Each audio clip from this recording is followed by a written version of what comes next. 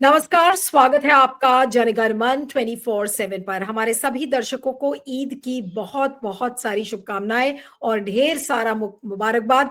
और आप सभी से यही गुजारिश है कि मेरे चैनल को सब्सक्राइब करें और लोगों को भी मेरे कार्यक्रमों के लिंक शेयर करें। इससे सिर्फ इतनी मदद होगी कि अभी छोटा सब्सक्राइबर बेस है और आप लोग बहुत सराहना कर रहे हैं, हमारे कंटेंट को पसंद कर रहे हैं, तो उससे मेरा मनोबल तो बढ़ रहा है। लेकिन सहायता आपसे सिर्फ इतनी चाहिए कि आप मेरे कंटेंट को देखें, लाइक करें, सब्सक्राइब करें और अपने फ्रेंड सर्कल में और लोगों को भी उसके लिंक शेयर करें।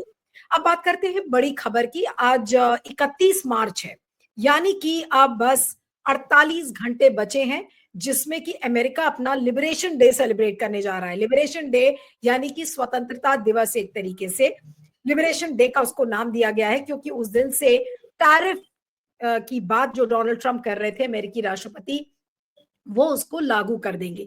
लेकिन कुछ दिनों पहले भारत की सरकार ने क्या कहा था कि जैसे चाइना, मेक्सिको और कनाडा पर टैरिफ्स लागू हुए हैं, उस तरह से भारत पर लागू नहीं होंगे और हमें उम्मीद है कि हो सकता है कि हम टैरिफ के एम्बिट में आए ही ना। लेकिन भारत की सरकार क्या कर रही है, ये तो भारत की सरकार ही जाने। लेकिन अमेरिकी राष्ट्रपति डोनाल्ड ट्रंप ने एक बड़ा ऐलान कर दिया है और उनकी सरकार द्वारा प्रस्तावित जवाबी टैरिफ सभी देशों पर लागू होंगे। ये डोनाल्ड ट्रंप ने कह दिया है, यानी कि सब पर लागू होंगे, ना केवल चुनिंदा देशों पर। ये ऐसा नहीं था, भारत जैसे कह रहा था कि हम लोग उस देश की श्रेणी में आएंगे कि हमारे ऊपर लागू नहीं होगा। तो डोनाल्ड ट्रंप ने कह दिया है कि रेसिप्रोकल टैरिफ सब पर लागू होंगे। और ये बयान उन्होंने एयरफोर्स वन के संवाददाताओं से बातचीत के दौरान दिया है। ट्रंप ने एग्जैक्टली क्या कहा है, मैं कोट कर रही हूं। हम सभी देश से शुरुआत करेंगे, मूल रूप से उन सभी देशों पर जो हमारे साथ व्यापार करते हैं। ये घोषणा 2 अप्रैल 2025 को होने वाले लिबरेशन डे से पहले आई है और इस दिन को ट्रंप ने अपने टैरिफ योजना के लिए एक महत्वपूर्ण दिन करार दिया है। इस कदम से वैश्विक व्यापार में उथल-पुथल और आर्थिक अनिश्चितता बढ़ने की आशंका जताई जा रही है। अब ये जो जवाबी टैरिफ के बारे में डोनाल्ड ट्रंप ने कहा है, इस बयान को हम कैसे लें?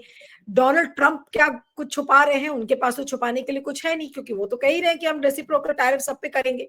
या तो फिर भारत की सरकार झूठ बोल रही है। आज इसी पर हम चर्चा करेंगे। हमारे साथ अंतर्राष्ट्रीय मामलों के एक्सपर्ट और डिप्लोमैट प्रोफेसर आफ्ताब कमल पाशा है। Professor Pasha, thank you so much for joining on Jangan Man 24/7। और ये जो पहला सवाल है आपसे यही है कि डोनाल्ड ट्रंप ने जो एयरफोर्स वन के संवाददाताओं को कहा कि रेसिप्रोकल टैरिफ सब पर लागू होगा, चुनिंदा देशों पर नहीं, ये क्या भारत के लिए एक बड़े झटके और बड़े खतरे की घंटी है? जी जी। डोनाल्ड ट्रंप प्रेसिडेंट बनने से पहले ही टैरिफ का मुद्दा उन्हें बहुत महत्वपूर्ण बोल के लगातार इलेक्शन के दौरान सही कहते आ रहे हैं। और प्रेसिडेंट बनने के बाद उन्होंने फौरन डिसीजन भी लिया, खास तौर पे कनाडा, मेक्सिको, चीन जैसे देशों पे उन्होंने टैरिफ लगाई और उसके बाद नजरसानी करके उसको रिव्यू भी किया और उसमें कुछ ढील भी दिए उन्होंने कुछ आइटम्स पे वगैरह। लेकिन ये वो अड़े रहे हैं टैरिफ लगाने में और वो मान के चल रहे हैं कि इससे अमेरिका की जनता को फायदा होगा, क्योंकि सभी देश, खास तौर पे कनाडा, चाइना, मेक्सिको और भारत का भी उन्होंने लगातार जिक्र करे हैं इस सिलसिले में। और वो समझते हैं कि ज्यादातर देश अमेरिका के कॉस्ट पे ये बैलेंस ऑफ ट्रेड उनके फेवर में जा रहा है और अमेरिका का नुकसान हो रहा है। तो इस सिलसिले में भारत जो है इसमें प्रोएक्टिव होके बातचीत अमेरिका से कर रहा है। उनके chief trade representative south Asia और सेंट्रल एशिया को पिछले 25 मार्च से दिल्ली में है, वो बात कर रहे हैं और मिनिस्टर्स, ऑफिशियल्स, कई मीटिंग्स हुए और कुछ आइटम्स पे सहमति हुई है। भारत मान के चल रहा है कि कुछ आइटम पे टैरिफ कम करेंगे, जैसा बोरबोन विस्की है जिसपे 150% टैरिफ लगाते थे, उसको घटा के 100% करने का संभावना है। और वैसे ही एग्रीकल्चर प्रोडक्ट्स, चाहे आलमंड्स हो, पिस्ताशियोस हो, वगैरह, क्रैनबेरीज हो, उस पे भी कम करने की बात हो रही है। और लेकिन ऑफिशियली जो है Indian trade ministry, commerce ministry से कुछ खास इंफॉर्मेशन नहीं मिली है, और अमेरिकन एम्बेसी और ट्रेड डेलीगेशंस उन्होंने भी कोई इंफॉर्मेशन देने से इनकार कर दिया है। तो सिर्फ अब स्पेकुलेशन हो रहा है कि बातचीत इतनी तवील क्यों खींच रही है, इतनी लंबी बातचीत क्यों हो रही है, और क्या मुश्किलात हैं, क्या कठिनाइयां हैं, और अमेरिका क्या चाहता है बोल के।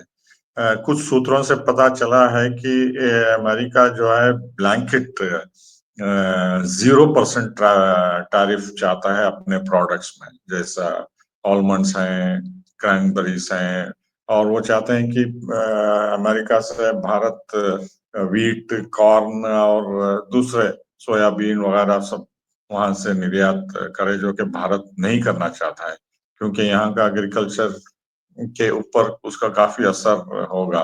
तो ऑफिशियल से यहाँ भी रेसिस्टेंस हो रहा है, वो कह रहे हैं कि ये ठीक नहीं होगा। तो दोनों डेलीगेशंस में जो है काफी तनावपूर्ण माहौल बना हुआ है, क्योंकि जिस तरीके से अमेरिकन डेलीगेशन डिमांड कर रहे हैं, जो हमें अफवाह मिल रही है सोर्सों से, तो उसमें पता चलता है कि अमेरिका जो है एक ही पॉइंट, एक ही मुद्दे पे अड़े हैं। किसी भी हालत में वो भारत को कह रहे हैं कि आप हमारे प्रोडक्ट्स खरीदिए, कोई इस पे टैरिफ मत हटाइए।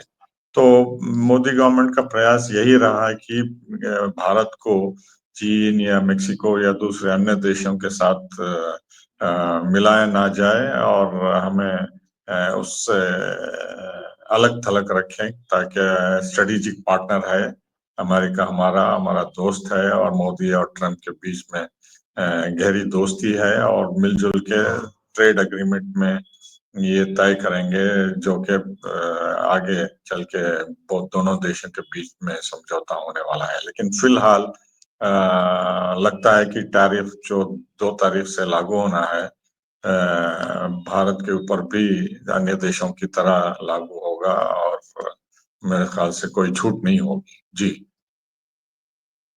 लेकिन मुझे ये नहीं समझ में आ रहा है प्रोफेसर पाशा कि जो ये एमईए की तरफ से जो खबरें आ रही थी कि भाई हम बातचीत कर रहे हैं, वो बातचीत में हुआ क्या है? क्या आप लोगों को ये पता चला कि जो भारत के ब्यूरोक्रेट्स हैं या जो डिप्लोमैट्स हैं और जो डिप्लोमेटिक चैनल के जरिए बातचीत कर रहे हैं अमेरिकी सरकार से, वो आखिर क्या बातचीत कर रहे हैं? क्या बातचीत हुई क्या है? क्योंकि ये मुझे याद है कि मैंने आपके साथ एक कार्यक्रम किया था 26 या 27 तारीख को। आज अगर 31 तारीख है और उस समय ये कहा जा रहा था कि अब तो 2-3 दिन बचे हैं and we can plan lot of things and there is lot of hope and India will be exempted from the reciprocal tariff। खबरें उस दिन आ रही थी जब मैंने आपके साथ लास्ट कार्यक्रम किया था।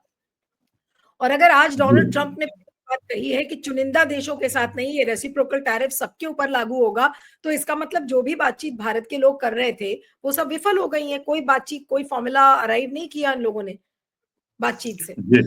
जी। वो फ्राइडे 28 को ये ट्रेड टॉक्स कंक्लूड होना था रात को, लेकिन मेरे ख्याल से इनकंक्लूसिव रहा ये पूरा 5 दिन की बातचीत।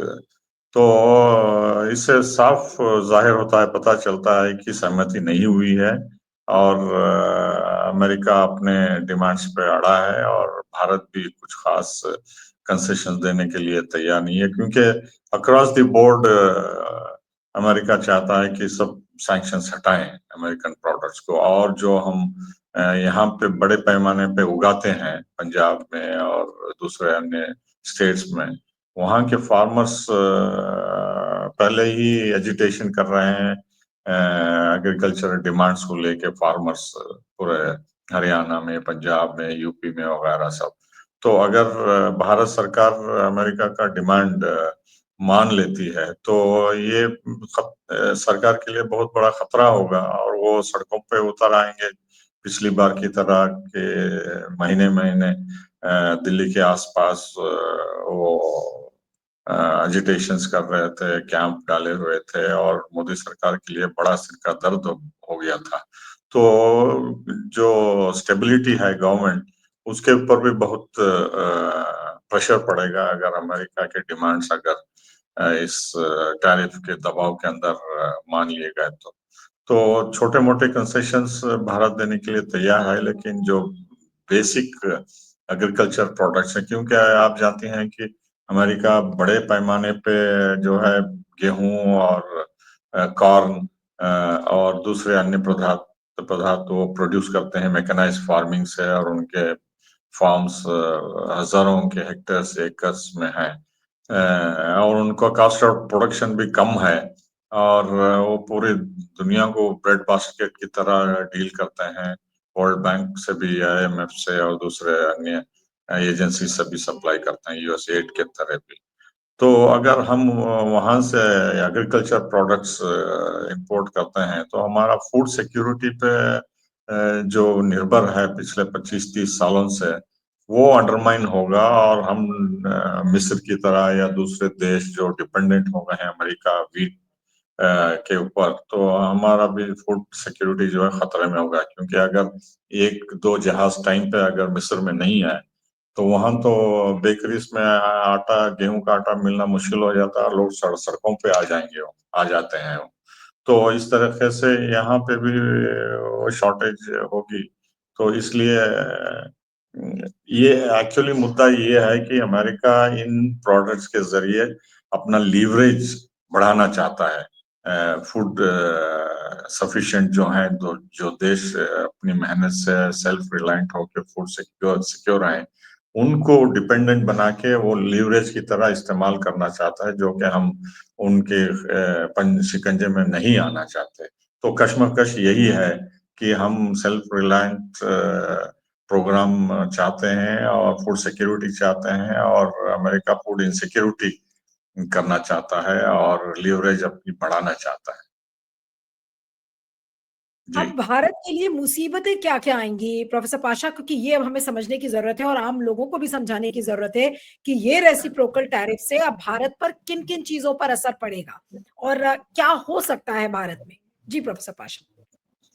जी, इसके जो है फर्स्ट पहला तो इकोनॉमिक कॉस्ट, जो 23 या 26 डॉलर का जो सरप्लस है अमेरिका के साथ ट्रेड में, वो स्ट्रेट अवे खत्म करना चाहता है अमेरिका। कि अमेरिका का जो नुकसान हो रहा है उसको घटाना है किसी भी तरह, ओपन। तो जो ट्रेड हमारे फेवर में है उसको खत्म करना चाहते हैं, जो कि अब काफी 23 बिलियन डॉलर से टोटल 66 बिलियन डॉलर का ट्रेड इन्वॉल्व है, जो कि टैरिफ के दायरे के अंदर आते हैं। तो कुल मिला के जो हम एक्सपोर्ट करते हैं, जैसे ज्वेलरी है, इकोनॉमिक इलेक्ट्रॉनिक कंज्यूमर्स है और टेक्सटाइल्स है, थोड़े एग्रीकल्चर प्रोडक्ट्स हैं, राइस भी हम ग्रेटर बड़ी तादाद में एक्सपोर्ट करना चाहते हैं, जो कि अमेरिका तैयार नहीं है। तो ये सब प्रोडक्ट्स हम जब वो रेसिप्रोसिटी की बात करते हैं तो हम भी डिमांड कर रहे हैं कि उनकी मार्केट को भी इंडियन प्रोडक्ट्स को खोलना चाहिए, जैसा वो डिमांड कर रहे हैं। तो ये रेसिप्रोसिटी नहीं हो रही है, सिर्फ एक तरफा दबाव डाला जा रहा है कि आप 100 से 150% परसेंटेज टैरिफ लगा रहे हैं, जिससे आपकी मार्केट में हम एक्सपोर्ट नहीं कर सकते बोल के। ये प्रेशर टैक्टिक्स है, सिर्फ रेसिप्रोसिटी नहीं हो रही है। तो ये काफी एक्सप्लोसिव सिचुएशन, धमाकेदार सिचुएशन है, क्योंकि एग्रीकल्चर इतनी बड़ी कंट्री में जब हम 300 350 के करीब मिलियन टन्स फूड ग्रेन्स पैदा करते हैं एक 1.4 बिलियन पॉपुलेशन के लिए, तो अगर ये धीरे धीरे अमेरिका का इंपोर्ट्स होता है, ये वीट, मेज, कॉर्न और दूसरे एग्रीकल्चर प्रोडक्ट्स में, तो यहाँ के फार्मर्स को मिनिमम सपोर्ट प्राइस जो है वो नहीं मिलेगी, वो बाहर का ये माल आके है कि फ्लड हो जाएगा। प्रोफेसर पाशा, क्या ट्रम्प के रेसिप्रोकल टैरिफ से अब क्या देश में हाहाकार जैसी स्थिति हो जाएगी कि भाई किसान चिल्लाएंगे, बाकी चीजें महंगी होंगी, ऑटो पर उन्होंने ऑलरेडी 25% टैरिफ लगा दिया है, तो हमारी इकोनॉमी का क्या होगा? क्या उसका बंटाधार होने वाला है? जी, काफी खतरा है ये टैरिफ की जंग से। अमेरिका का जो रवैया है, हम्म, रिजिड रवैया, वो हम्म, हमारी इकोनॉमी पे काफी लॉन्ग टर्म इम्प्लीकेशंस होंगे।